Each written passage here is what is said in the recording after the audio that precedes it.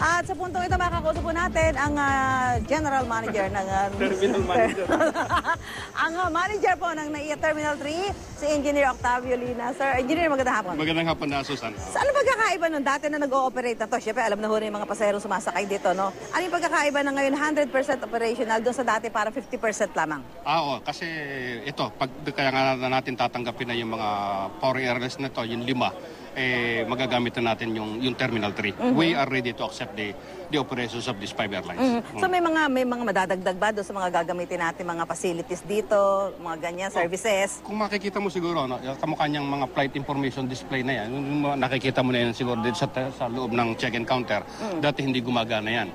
So pati yung baggage handling, dati talagang limited lang yung operations natin sa baggage handling. Yung passenger loading bridges, dati halos hindi nagagamit. So andun lahat yan, pinatapos na lahat yung mga facilities na to para magamit ng mga pasahero. So in terms of security, paano nagkaroon ng pagdadagdag sa security dahil mas marami ngayon yung pasaherong dadagsa dito, di ba? O kung napapansin mo siguro, lahat ng gates nakabukas ngayon, no? Lahat ng gates may X-ray, lahat ng gates natin mayroong mga manning ng OTS sa security. Nagdagdag pa rin tayo ng entrance do sa multi-level parking, meron din tayong additional entrance doon. Sa final security checkpoint, nagdagdag din tayo ng X-ray at saka walk-through metal detectors. So this will all be manned by security personnel ng OTS. So kompleto tayo ng manning.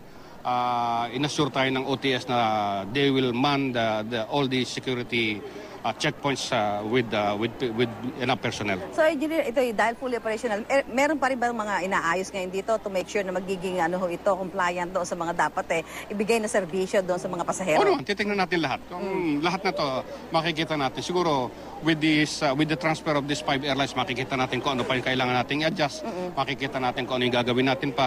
So, hindi titigil lang ang MIA sa pamumuno ni GM Honrado para mabigyan ng total passenger comfort and convenience. Sir, ang matatanggal doon, mababawas sa pasahero doon sa NAIA Terminal 1, parang 4 million dahil 8 million yung kanilang pasahero kada taon. Dito sa Terminal 3, ilan na madadagdag?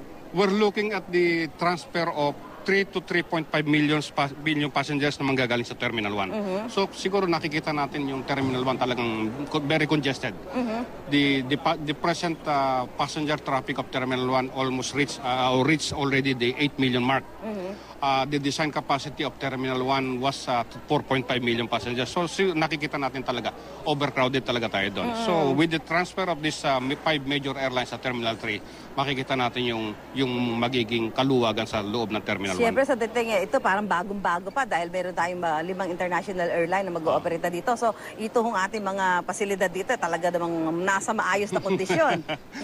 Tingnan natin yan. Basta titingnan natin lahat ng kailangan pang i-adjust o kung may kailangan pa tayong gawin, titingnan natin dito sa operations natin ngayon. Engineer, isa ho sa kinakabahala ngayon itong Ebola virus, ano? Paano ho tayo naglalatag ng ating mga security measures at to make sure na ito po ay yung mga posibleng baka papasok ho dito at mga suspected cases, paano ho natin matitiyak na ito ay maaagapan? Andiyan naman lahat ng deployment ng Bureau of Quarantine natin through DOH, andiyan ng quarantine para iman lahat yung entry points natin sa terminal sa pagdating ng mga flights na posibleng panggalingan nitong mga viruses na to.